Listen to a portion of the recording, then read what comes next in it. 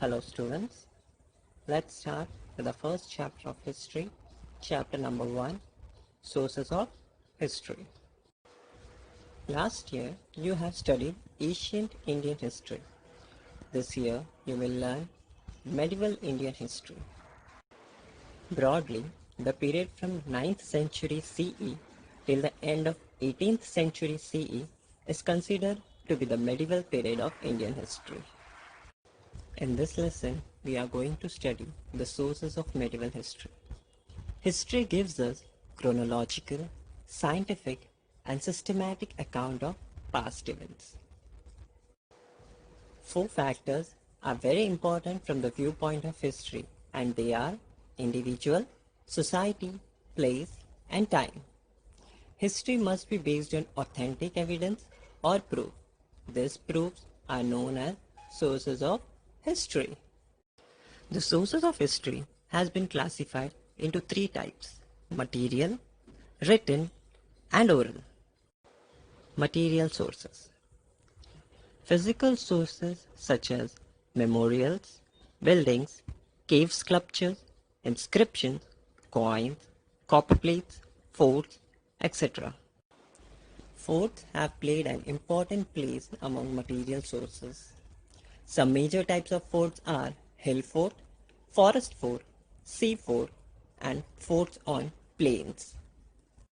Monuments include samadhis, graves, virgala, and buildings include palaces, ministerial mansions, queen palaces, also known as Rani Vasa, and also the houses of common people.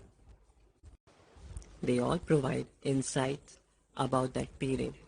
Looking at them, we come to know about the development of architecture, the economic condition, the quality of art, style of building construction, and people's standard of living in that particular period. Now let's learn how coins narrate history. Since ancient times, coins like kauri, damri, dhela, pai, paisa, Anna, and rupee were used.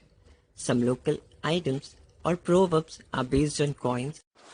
The coins were made by different rulers using metals like gold, silver, copper. These are the important sources of history. From this coin, we learn about the rulers, their period, governance, religious ideas, personal details, etc. Broadly, the period from 9th century CE till the end of 18th century CE is considered to be the medieval period of Indian history.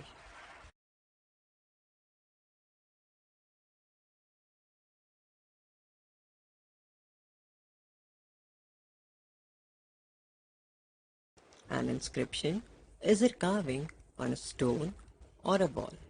For example, inscriptions found in the Brihadishwara temple premises in Tanjavur. Many inscriptions of the period of Chalukya, Rashtrakut, Chola, and Yadav kings have been found.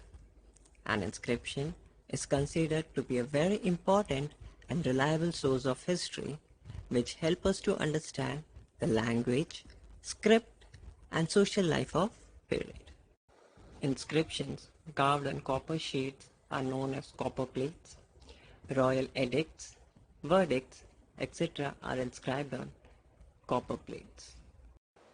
Written sources.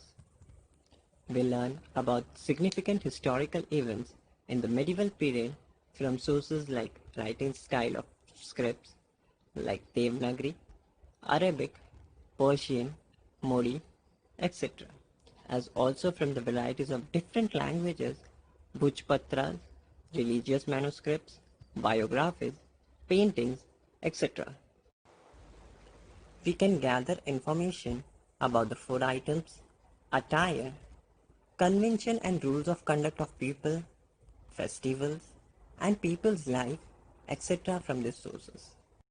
Monuments include samadhis, graves, virgala, and buildings include palaces, ministerial mansions, queen palaces, also known as Rani Vasa, and also the houses of common people.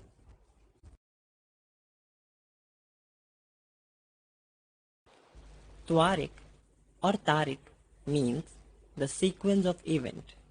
It is written by Al-Biruni, Ziauddin Barani, Maulana Ahmed, Yahya bin Ahmed, Mirza Haider, Bhim Saxena, etc.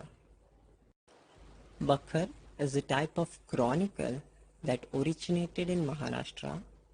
Chronicles help in understanding aspects like contemporary political happening, linguistic transactions, cultural life, social conditions, etc.